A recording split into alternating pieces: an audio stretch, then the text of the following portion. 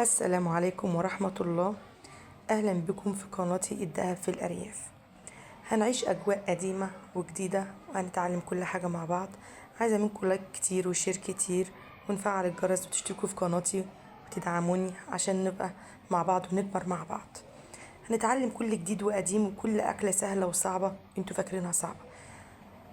أنا من النهاردة الفطير 2 كيلو دقيق، نص معلقة سكر، نص معلقة ملح، نص معلقة شاي الصغيرة، المعلقة الصغيرة، على لتر ونص مية. نعجنهم قوي ونمزجهم قوي علشان أي مية أو أي دقيق كله يتمزج مزجة كويسة، العجينة تبقى مفرودة معانا وناعمة. عايزين نحس بقوام العجينة إنها سلسة ومعانا ماشية كده كويس. عجنت قدامكم زي ما انتوا شفتوني بقطعها، بدل هي لسه بتلزق في ايدي كده يبقى لسه عايزه تتلت تاني، بلتها كويس قوي لحد ما تبقى ناعمه في ايدينا. الفطير مش صعب، كل حاجه هنتعلمها مع بعض. عملنا العجينه هنا هنسيبها ترتاح 5 دقايق. هنقطعها كور صغننه.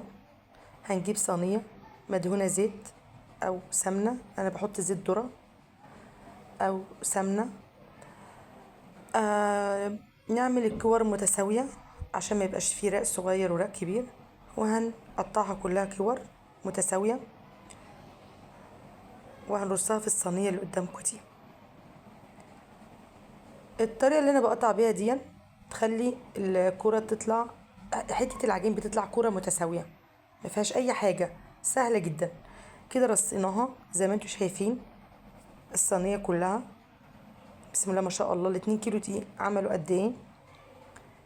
وهنا قدحت السمنة بلدي وجهزت سمنتي عشان افرد، والصينيه اللي هفرد عليها. وبدات افرد هنا الفطير. بصوا العجينه ماشيه معايا حلوه ازاي. كل ما بتعجنيها كويس بتكون كويسه في الفرد، ما بتتعبكيش. بصوا تتفرد سهله. كل ما بتنط كده بتبقى انت نجحتي في انك تعملي العجينه صح. بتحطي سمنه عشان ما تلزقش في الصينيه من تحت وتتقطع. اهي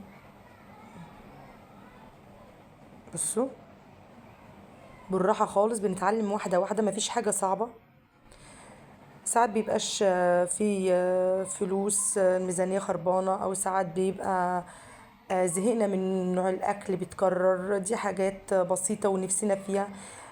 سواء احنا عايشين في البندر أو في الأرياف بنحب الفطير، كلنا بنحب الفطير، بس معظم الناس بتعملهوش عشان بيحسوا انه صعب. لا مفيش حاجة صعب.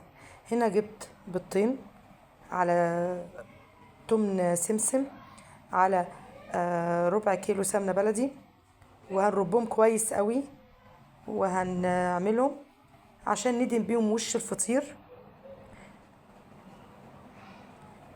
بصوا زي ما انتوا شايفين كده معايا. نبتدي، ده زي الزواق. في ناس ما بتحبش البيض، عادي حط السمنة على السمسم عادي، مفيش اي مشكلة. وهو المفروض كانت بيضة على ال3 فطيرات، بس ايه، احنا يعني في بيحبوهم بالبيض اكتر، فانا ايه حبيت ان انا اعمل اللي يريحهم يعني. بص بيورق معايا ازاي، بيعمل الفقاقيع دي بتدل على اني انا عامله الفطيره صح. مورقه، هتطلع مورقه. يعني ايه مورقه؟ يعني هتقب في الفرن وتبقى عامله زي العيش لما بيتنفخ كده. كده يبقى انا ماشيه صح. عملت ال3 فطيرات بمستوى واحد. ظبطت الوش سمنه وبيض وسمسم. في ناس ما بتحبش السمسم، زي ما انت عايزه. الوش دون زواق باختيارك، بس لازم تحطي سمنه بلدي حتى لو مش هتحطي بيض ولا سمسم. بصوا اوريكم النتيجه عامله ازاي. ادي حطيناه في الفرن نرصه صينيتين. هو الفرن الفرن الصاج بياخد صينيتين من ده، اللي هما الصواني الوسط. الصواني دي انا بعمل فيها كحك العيد وبعمل فيها البسكوت، نفعاني صراحه جميله. هنقفل عليه درجه حراره حضراتكم شايفينها عامله ازاي. انتي بتبقي حاسه بتشقي كل شويه، بتفتحي الفرن وتقفليه وتشوفي الفطيره عامله ايه. قفلنا هنا، فتحنا كمان شويه. بصوا قابب ازاي زي العيش. دي عيش بيبقى في الافران. بصوا حاجه في منتهى الجمال، حاجه نظافه وحاجه سهله وحاجه اي حد يعملها. الفطيره انت بتشتريها ب80 جنيه او ب100 جنيه في بنفس السمك ده وبنفس، بتبقاش بسمنه بلدي، احنا عاملينه بالسمنه البلدي. بس انا نسيت اجيب لكم السمنه البلدي وانا بسيحها، المره الجايه اجيبها لكم.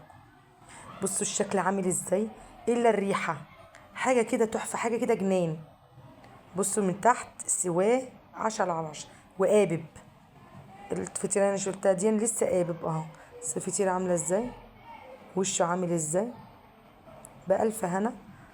جبت جبنه حادقه، احنا حياه بسيطه وفي الارياف كلنا عندنا الحاجات دي. انا حبيت اوريكم العيشه في الارياف عامله ازاي. متنسوش مع السلامة لايك في فيديو وشير جديد إن كتير شاء الله. وتابعوني في قناتي.